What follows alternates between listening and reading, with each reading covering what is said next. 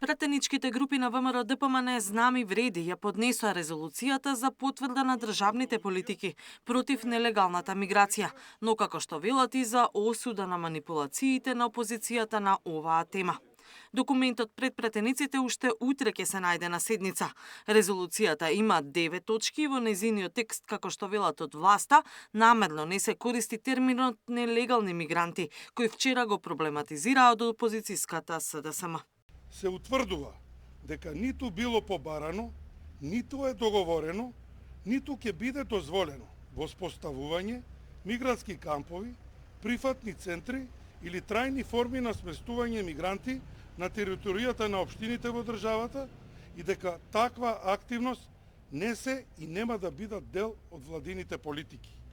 3.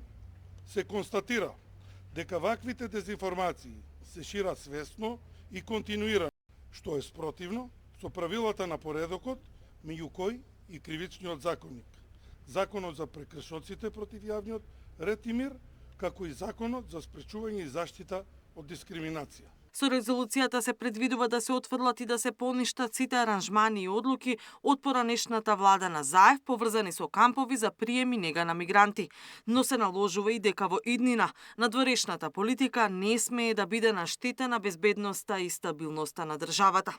Од СДСМ децидни пак дека крај на мигрантите во Македонија се става само ако се потпише нивната резолуција. Со контрарезолуцијата ДПМН Знам го потврди она што СДСМ со денови го говори. Постои договор мигранти за пари. Затоа во контрарезолуцијата нема ниту една јасна одредба што забранува носење мигранти од Британија за пари. Има игра на зборови. Мигрантите ги кријат за термините како економски работници или нелегални мигранти. Ова, почитувани, е национално предавство. Владата на Христијан Мицкоски ја распродава иднината на Македонија.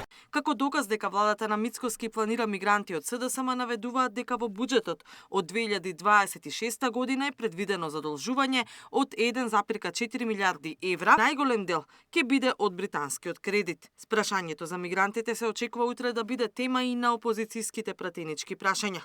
Премиерот Мицкоски веќе најави дека очекува од обвинителството да преземе мерки поради паниката и стравот на граѓаните од лажните информации за доаѓањето на мигранти во државата. На утрешната седница, според најавите од собранискиот спикер Гаши, ќе се најдат и измените на кривичниот законник со кој треба да се преиначи сподната одредба донесена од минатиот парламентарен состав за побрзо застарување на кривичните дела сторени со злоупотреба на службата. Катерина Нешкова, Сител телевизија.